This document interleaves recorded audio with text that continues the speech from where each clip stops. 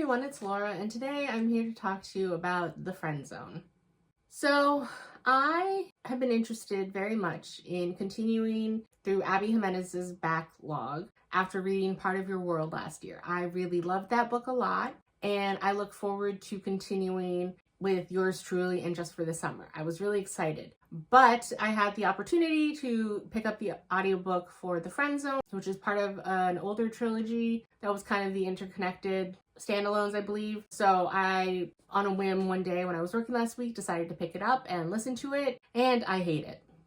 It was such a short book that it was basically easy to go through, but there was just so much of it I didn't like. So the premise of the book is that you start off with the guy, Josh, and he has just moved to the Los Angeles area where he is a firefighter, and he is there basically because he wanted to get away from his family that was up north in one of the Dakotas, I believe. Sorry, I forget. This is the downside of listening to only an audiobook. I forget the exact details, but he was up in, I think, one of the Dakotas. He has something like 5 or 6 sisters, and he just wanted to get away. And Brandon, his best friend from when they were in the Marines together, is also a firefighter here. So he goes and starts at the same firehouse where Brandon works. So he's there, and Brandon is about to get married to his fiancée Sloan, and Sloan's best friend Kristen is Josh's would-be love partner in this book. And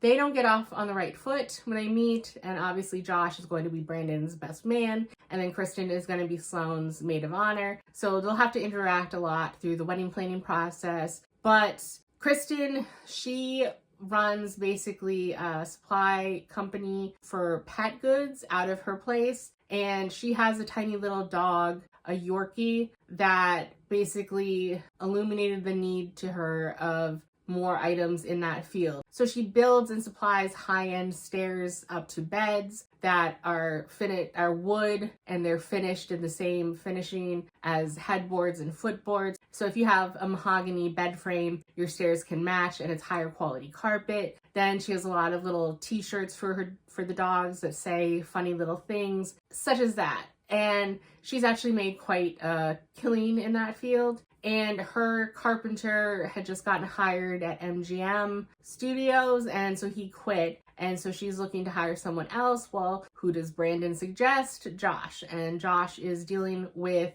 higher costs of living here, and so he's up for the incredibly lucrative deal that Kristen is offering for these stairs. So he agrees, even though they're still butting heads. Josh has just gotten out of a long-term relationship with someone and broke up, and she basically took everything that they had in their place together, and so he's kind of short on funds. So there's that. Kristen is in a long-distance relationship with someone who's in the service, and he is a translator. I forget what branch of the military he's in, but he speaks like 9 languages, and they met while he was on deployment and he was back for leave. So they've only spent pockets of time together in the same city over their 2-year relationship. So they haven't been in the same city for a lot. And basically she is at her wit's end for that type of relationship. And she said that the next time you come up for re-enlisting, if you re-enlist, our relationship is over. If not, then come here and we can continue.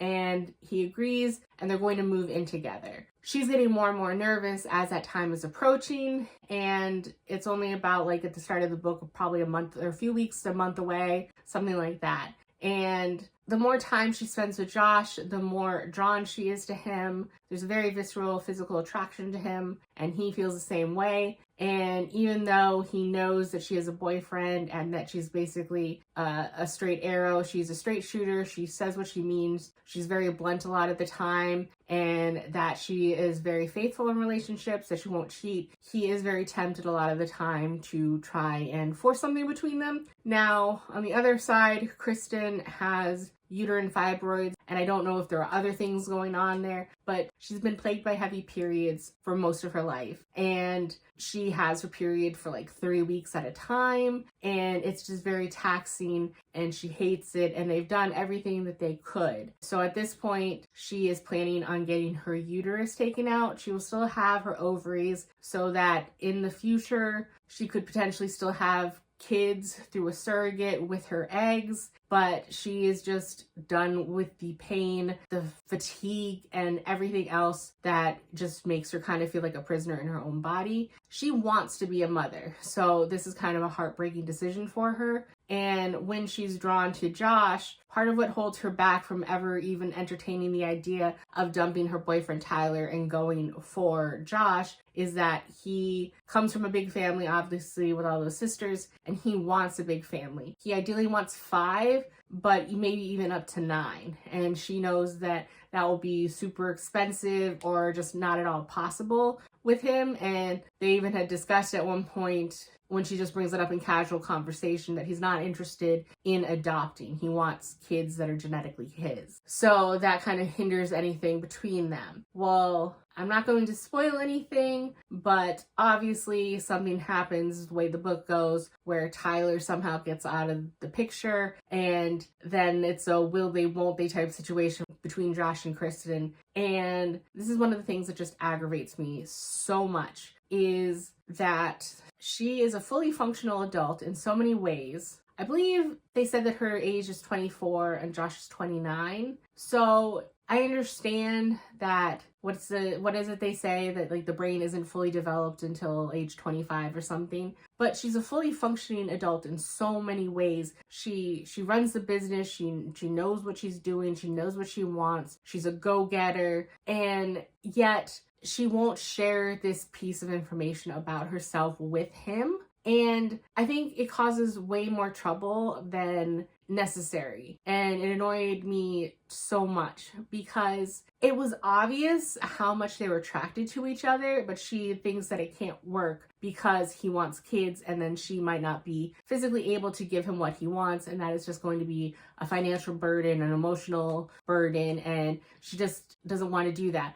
But she refuses to tell him that. So she agrees at one point to be friends with benefits with him, and that just plays with his head more. And I just hate it because so many times females are depicted as conniving or plotting things or manipulating men to dance to their whims. And at certain points in this book, I was just so aggravated with how Kristen was acting, and it just seemed very conniving on her part. Of she knows he's interested in more. He's basically made it so super clear, and yet she's trying to get what she's interested in when she knows it can't be more, and she's just emotionally dragging him in further, which I just think is cruel, and it just aggravated me so much. Now, the other part that annoyed me is that in the end of the book, Abby Jimenez says that a lot of the difficulties with the uterine fibroids and all the stuff and the trouble that Kristen is going through is basically the exact same thing that happened to one of Abby's friends. So it's based on her experience and her testimonial of the symptoms and the lived experience. I'm not against that.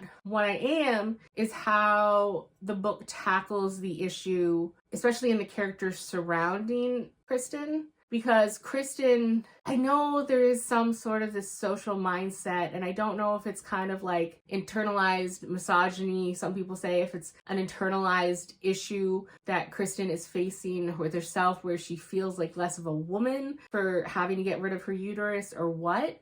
But Sloane, her best friend, they've known each other for ages. In the book, it's something like they met when they were 11 or so. And Sloane is more of a traditional goody two-shoes type of character, but they get along well and they're best friends and everything. Sloane doesn't like Tyler, and so Sloane wants Kristen to end up with Josh. And so she keeps trying to force Kristen to be with Josh. And then when Kristen finally breaks down and tells her he wants genetic children, I'm going to get rid of my uterus. Now, Sloane has been there for all the trouble that Kristen has gone through, and has been there giving her pain meds with the heating pads, seen the 3-week-long periods, all of that stuff. And so she has to know that Kristen wants kids, but that this is basically the last resort, that she can't take it anymore. And what is Sloane's reaction to this whole thing? It's not of, oh, well, there's other ways, or talk to him about it and see what he says, or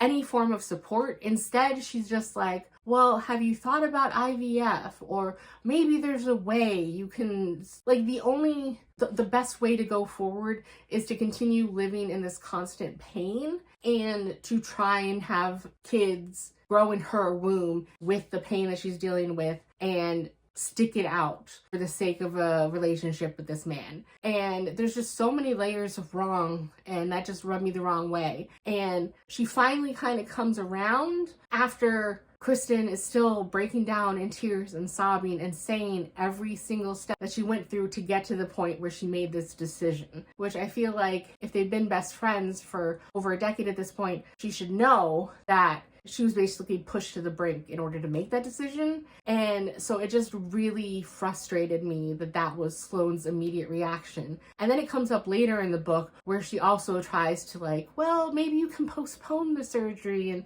see if there's other, and it was a very condescending view of the struggles that Kristen has gone through. And I could understand if someone who had just become her friend recently, or Josh, when she does finally at some point tell him what's going on, has that viewpoint of like, well, we could try this one thing or that type of thing. I could understand because they're not there. They haven't been in the trenches. But Sloane has been her person, has been there with her throughout all of this trouble. And they used to live together before she got engaged to Brandon. And so they went to college together, they roomed together. All these times, I can't imagine watching month after month my best friend in intense pain for 3 weeks at a time and then telling her that she doesn't know what she's talking about, basically. Like that, it just aggravated me on a deep level. And then in the book, about 3/4 of the way through, the book just takes a left turn that I did not see coming. And I just don't understand the necessity of having that in the book at all. And it just seemed cruel what happened. And I'm not going to go into any further details, but then the way the entire book was wrapped up and the way that Josh and Kristen kind of reconciled, it just seemed cruel to me, to some of the other side characters, and I didn't like it on so many levels. Likewise, I just don't understand why Kristen even had to have a boyfriend that was gone at the beginning of the book while he was deployed. I don't understand the point of him. There was already enough conflict between Josh wanting kids and her not being able to, that just having the extra boyfriend that she's fighting, trying to be a good girlfriend and not cheat with this hot firefighter, he just seemed like a useless character. He was only there to add drama, and it was basically pretty clear that she didn't really love him, because as soon as he was out of sight, she basically said whenever he was back for a visit that they had a lot of sex and that they were drawn to each other and she loved their time together. But as soon as he was gone, they basically went back, and she almost seemed to forget that he was there a lot of the time. And that just doesn't seem right to me. So I didn't understand the need for him there. And maybe this is just proof that Abby Jimenez got truly better as a writer as things went along. I don't know off the top of my head how many books she has published over the years. I don't know where the Friend Zone really falls in the line of publishing order, but I am so happy that this is not the first book I picked up from her, because I probably would have been hesitant to pick up anything else from her, because I had so many issues with this book. And it was basically, I only finished it because it was a short audiobook, and it was kind of like a car crash where I just had to rubberneck and see how it ended up and what was going to happen. And I give this a 2.5, and I think that's being generous because the audiobook was good. The writing itself was okay. I just didn't like the story. I didn't like the romance. There were plot points and characters I didn't think were necessary, and 2.5.